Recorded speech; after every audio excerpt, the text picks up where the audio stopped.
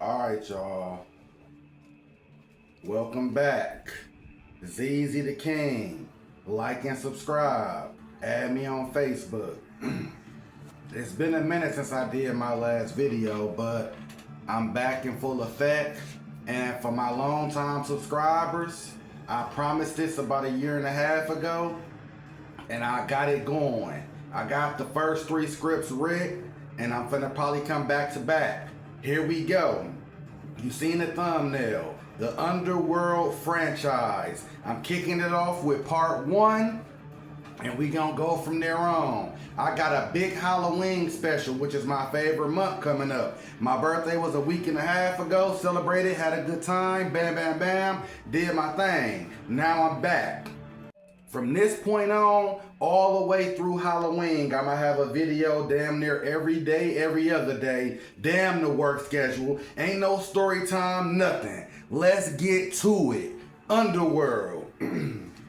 Now we gonna kick this off with the cast. I'm a little rusty. It's been some months since I did a video, so I'm gonna look at the notes and then I'm gonna go. I just watched this movie last night just to get a fresh, you know what I'm saying, outlook on it, and I'm ready. Hold on, smoke break. Y'all don't forget that part.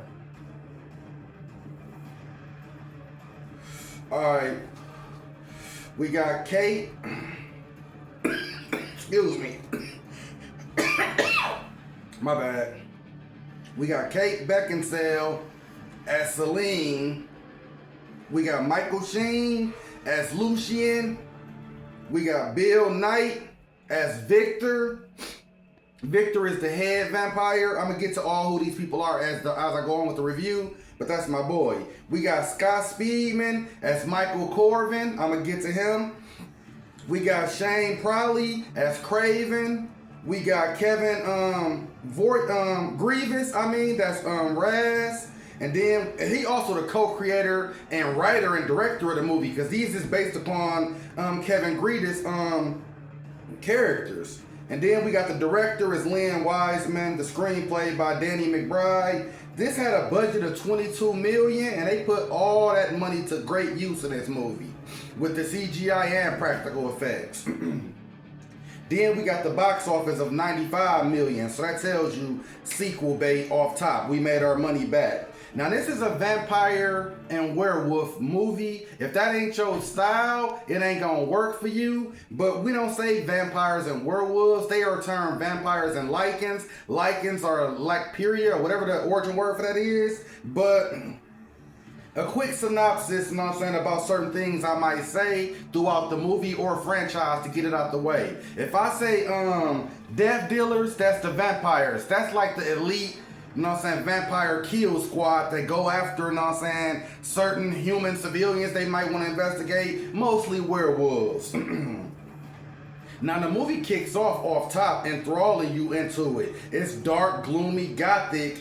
You hear, I know part 2 start off with the title crawl. This start off with Celine giving you like a 2-minute narration and showing the city, the darkness, how the death dealers getting ready for their night, and she explaining basically, I don't need the notes no more.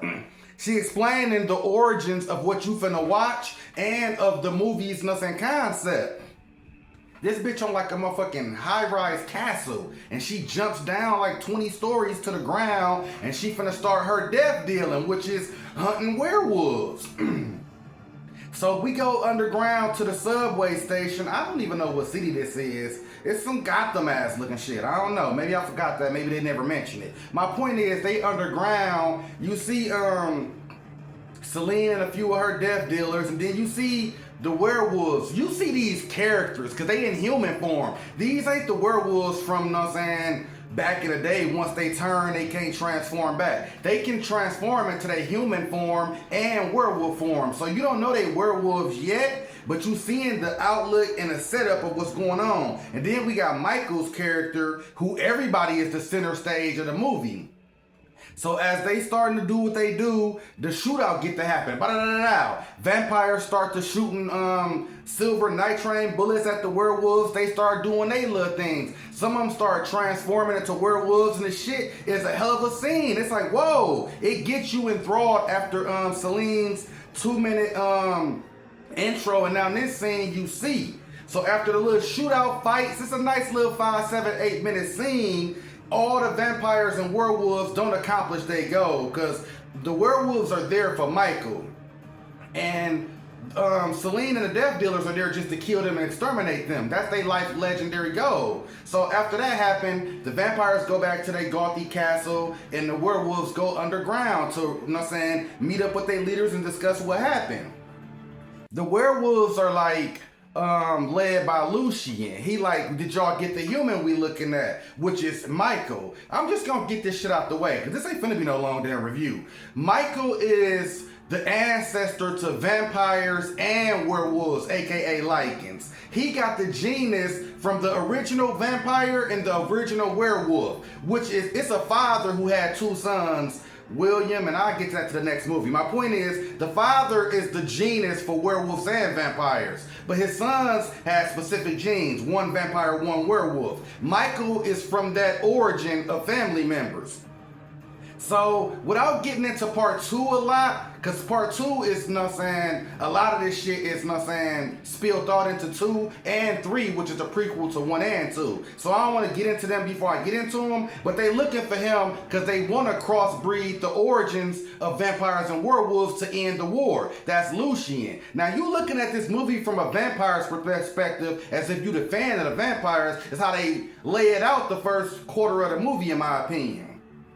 As you start meeting Craven, which is like, because the vampires got a hierarchy like government, council, 3 heads at the table, 1 lead, 2 sleep. And they all got their different governors. I think it's like Victor, Amelia, and somebody else. The first vampire, whatever.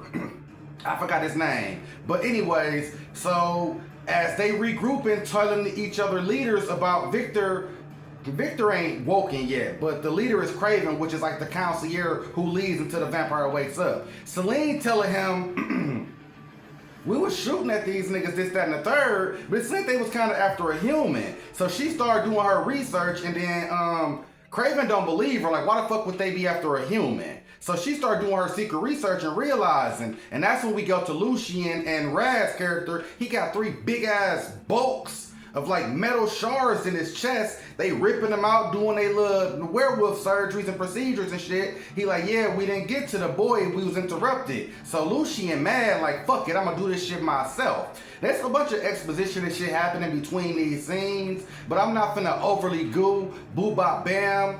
Move, baby, that's my little cat.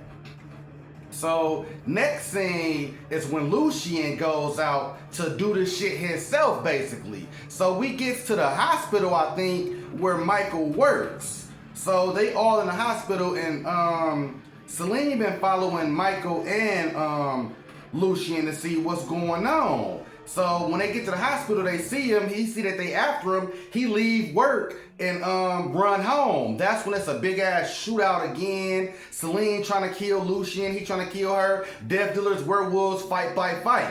That's when Celine got a cool ass move where the werewolves all chasing up the wall, trying to catch her, and she shoots through the ground with 2 motherfucking guns and make a hole and bounce through the ceiling. Hell of a scene.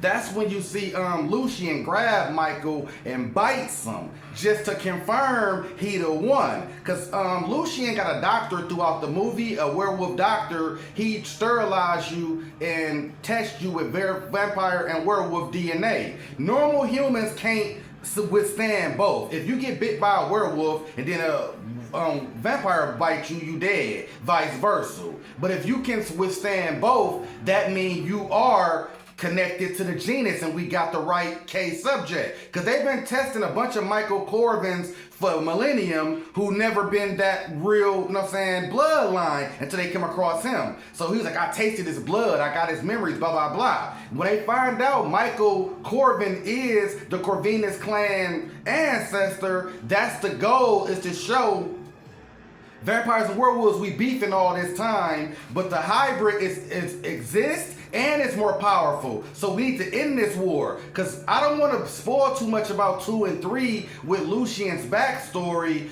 because that has nothing to do with this particular movie. But his whole agenda is to end the war, and like, we not the bad guys, y'all not the bad guys. Let's just get this shit over. But Victor is awoken because Celine, Craven want to be with her, but she don't want to be with him. So they got a petty little back and forth throughout the whole movie. She doing death dealer shit that's illegal. He covering up for her just to keep her on his side, but eventually hoping she cave in and marry her. She ain't liking that, and she ain't fucking with him, but she falling for Michael Corvin, who she been protecting and saving the whole movie. And so she go over Craven's head to go to Victor's tomb, because he up next to arise. She cut herself, bite herself, give him blood. He wake up, all Skeletor position. He talking about her. Bitch, you shouldn't have woke me up type shit. I'ma deal with you, Craven. Could never be a backstabber. Woo woo. You know what I'm saying? He an elder boss. You know what I'm saying? Final boss level, elder guy type of character. So this is Bill Nye, by the way. So as proceedings go on, we see Craven meet with Lucius on some backdoor ass shit. He cut the skin off in the blood war between the Lycans and werewolves and vampires years ago. It made it like Craven killed them. Really, he was just secluded in the shadows for millennium. So now he discovered to be a scumbag and a snake to the cause. So he get killed. Him and Lucien do a little backdoor to kill each other. That's when Victor got his death dealer elite squad. They finna hunt everybody down and kill everybody, including this abomination Michael. So that's when a final fight happened. People getting sliced, vampires dying, werewolves dying. Celine watching Michael fight against against Victor, who is an elder god type of figure. For one, he just turned into a hybrid, so that tells you how powerful he is to be fighting against an elder god. That's like a newborn fighting against a military army warrior. Like, you could tell he gonna be something special. And then it seems I'm not talking about or happened where him and Celine, you know what I'm saying, are intimate and potentially finna have a hybrid baby. But like I said, this movie is a solo movie where it didn't have to be a franchise, even though it became. So, but everything I'm thinking about is so related to part 2 and 3, which is the prequel. But as I'm saying, the final fight happening, and Victor is actually beating the fuck out of Michael, because he an elder god, powerful, and got years of battling, fighting experience. Before he was a vampire, he was a kingpin warlord of, you know what I'm saying, his country, Scandinavia or some shit. So he was already like that before he was a vampire. So he getting the best of him. Celine intervenes. She get like some kind of katana sword, slice his face off in half. He died. Happy ending.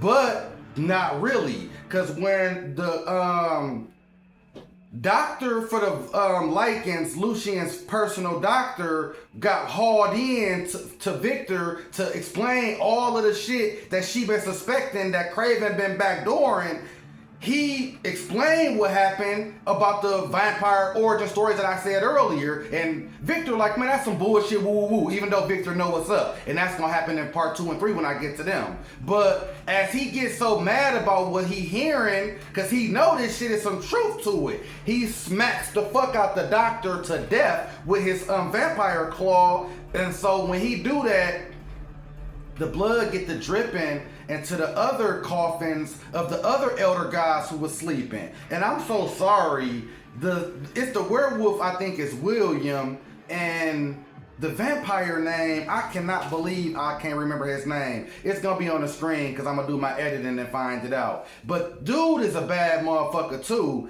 and he actually a vampire the first. So he got wings and shit, but I don't want to get too much into him anyway, and his name ain't really even important until I get to part 2. But anyways, this movie ends great. It's a great origin story. It reminds me of Harry Potter, Sorcerer's Stone, Philosopher's Stone. It opens the world up for a franchise and lets you know exactly what to expect. It is brilliant. I'm giving Underworld Part 1, I don't care. I'm giving this an 8 out of 10. This personally ain't my favorite, so you can imagine what my favorite gonna get. But this is a great movie to me, a great tone setter, and I was looking forward to anything that they had to do after this. And that's my review. I'm sorry it's been a long time since I've been here. I tried to make the review short and sweet for the week because I got more coming. But that's it. Zeezzy the King. Like and subscribe. Your favorite horror channel, And I'm out.